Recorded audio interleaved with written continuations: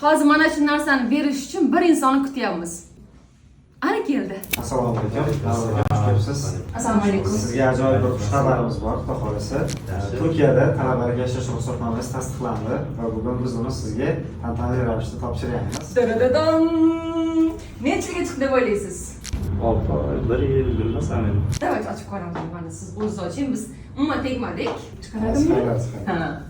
2026-26 Tabriklaymiz. 1 yiliga. Siz bu Grand Edo'ni qayerdan eshitib yoki Instagram, TikTokdan ko'rib yoki birontasida eshitib keldingizmi? Bitta buni emas, boshqa Boshqalarni ham qaradim, solishtirdim, tavsiya berishdi.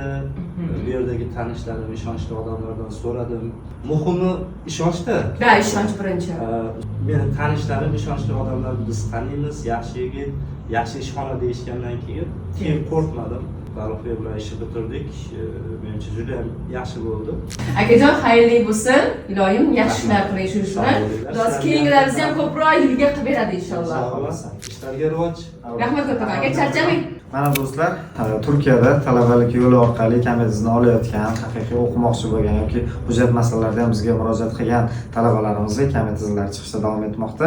Barchalarni ofisimizda kutib qolamiz. Aka, mabodo Yevropaga borish xohlamaysizmi? Uni ham qiladilar. Bu Yevropaga viza ham qiladilar. Har kuni kutamiz. Grand Edu, Mamchizor.